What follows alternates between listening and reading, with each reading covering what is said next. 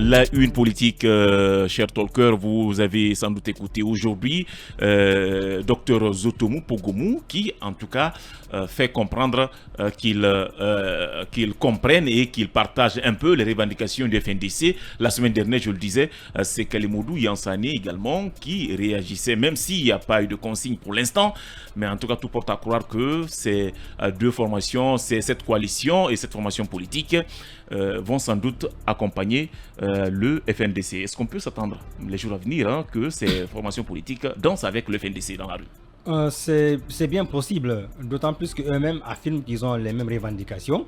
Et à l'heure où la transition ne marche pas comme souhaité par beaucoup de citoyens, donc je pense que c'est tout à fait naturel qu'ils joignent leurs efforts. Maintenant, est-ce qu'officiellement ils vont l'annoncer? Est-ce qu'officiellement ils vont dire oui, on se joint à la manifestation? Là est la question. Maintenant, comme on le sait, le FNDC, lors des revendications sous le régime Alpha Condé, on a vu que le gros quand même de la troupe était constitué de militants de l'UFDG. Il faut le reconnaître, un parti qui s'est mobilisé. Donc si aujourd'hui le FNDC appelle à manifester et que déjà dans les rangs de l'UFDG et de l'ANAD il y a de la frustration, on dénonce beaucoup de choses. Donc il n'y a pas de raison que les gens ne sortent pas. Ils vont sortir, même si c'est sous le couvert du FNDC, pour venir grossir les rangs et justement pour que le mouvement connaisse une grande ampleur. C'est mon avis. Donc maintenant il reste à savoir un peu comment tout cela va se faire. Est-ce que voilà, les autorisations entre guillemets, parce qu'on n'autorise pas une marche, est-ce que les autorisations vont être obtenues? Est-ce que les mairies qui seront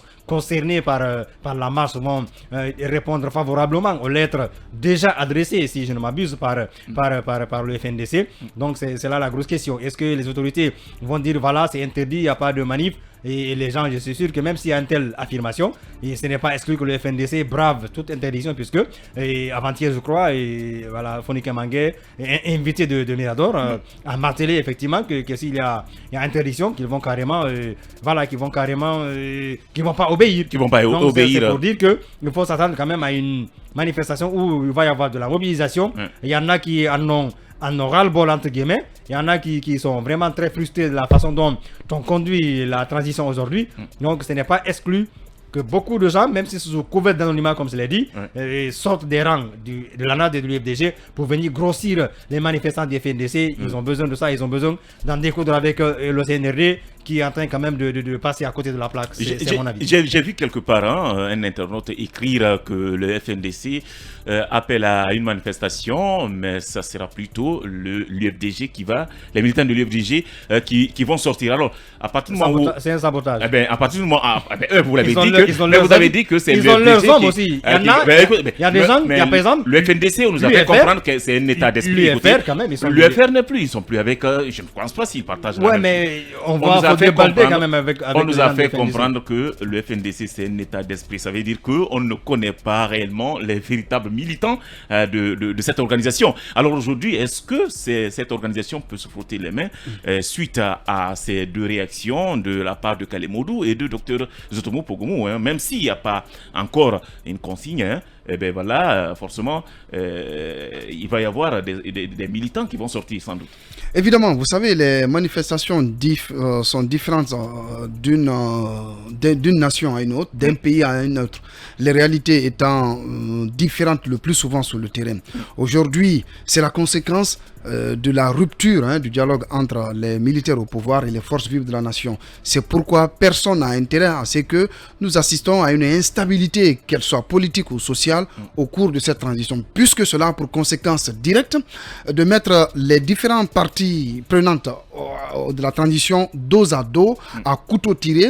Et aujourd'hui, quand le FNDC appelle à cette marche dite pacifique et citoyenne, j'espère qu'elle sera pacifique et citoyenne, puisqu'en Guinée, il faut qu'on apprenne vraiment à faire des marches citoyennes, des marches pacifiques, que vous ne touchez à personne, que vous manifestez votre mécontentement, tout en respectant les textes de loi, le cadre légal. Imaginez aujourd'hui... En tout cas, sur papier, pour l'instant, on peut dire que le FNDC compte bien organiser cette marche. Les responsables de la structure l'ont dit. On espère que... à partir du moment où ils ont dit que même si c'est interdit, ils vont braver l'interdit, je pense que ça risque de... On souhaite que cela n'arrive pas. Je pense que personne n'est au-dessus de la loi. D'accord ? Nous sommes dans une république qui est régie plutôt par des textes de loi. Il appartient aux citoyens, il appartient aux justiciables, il appartient à l'appareil judiciaire, à l'ensemble des institutions, de veiller au strict respect des textes de loi qui régissent le fonctionnement de toute société, qui régissent l'harmonie, en quelque sorte, dans la société. Bien. Donc, je dis aujourd'hui, à partir du moment où la rupture du dialogue politique est là, où les parties prenantes à ce processus de transition ne se comprennent pas, cela laisse place à ce qu'on appelle de la spéculation, de la récupération et des problèmes. Si aujourd'hui le FNDC appelle à une marche dite pacifique et citoyenne, ne soyez pas étonnés que les citoyens de quelque bord que ce soit se joignent à eux pour pouvoir, n'est-ce pas, marcher, puisque pour le moment, et les militaires, et la classe politique, et la société civile, ils ne s'accordent pas sur l'essentiel, ou tout au moins sur les questions liées à la conduite de la transition. Vous avez vu que le délai... Donc vous voulez dire, même si ces deux cadres, ces deux acteurs politiques ne réagissaient pas de la sorte, les gens vont s'attendre. Les gens vont suivre le mode.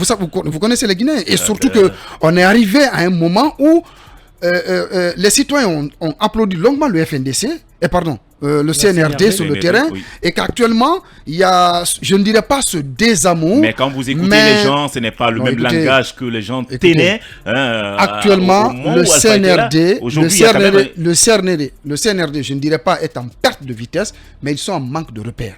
D'accord. Et de l'autre côté, il faut quand même dire que beaucoup de citoyens, beaucoup d'acteurs de ce pays ne se retrouvent plus dans la façon de faire, dans la façon de conduire cette transition par les militaires. Donc cela va les encourager à suivre le mot d'ordre du FNDC. Mais comme la Constitution le prévoit, les manifestations sont autorisées par la Constitution guinéenne. Il appartient aux autorités de la transition de pouvoir travailler de concert avec les organisateurs pour faire une marche pacifique, civilisée et citoyenne. Puisque il faut, comme je le disais tantôt, que nous, en Guinée, qu'on parvienne vraiment, qu'on ne prenne pas les manifestations de rue comme des moments de querelle, de violence, de vandalisme. Il faut qu'on parvienne dans ce pays à manifester de manière civilisée, de manière citoyenne, réclamer les droits et attendre la réaction des autorités, mais dans le sens positif, dans le sens de responsabilité. L'un dans l'autre, il appartient aujourd'hui et aux organisateurs, aux autorités de la transition, de pouvoir parler, communiquer et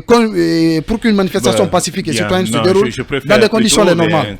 Mais l'idéal, pour terminer, Mamadou Ali, l'idéal serait ne pas en venir aux manifestations de nuit. C'est ça l'idéal. Et cela passe par quoi? Par le dialogue, par la concertation, par en tout cas par les vertus du dialogue. C'est ça en quelque sorte. Voilà, on va à présent nous intéresser à cet autre sujet.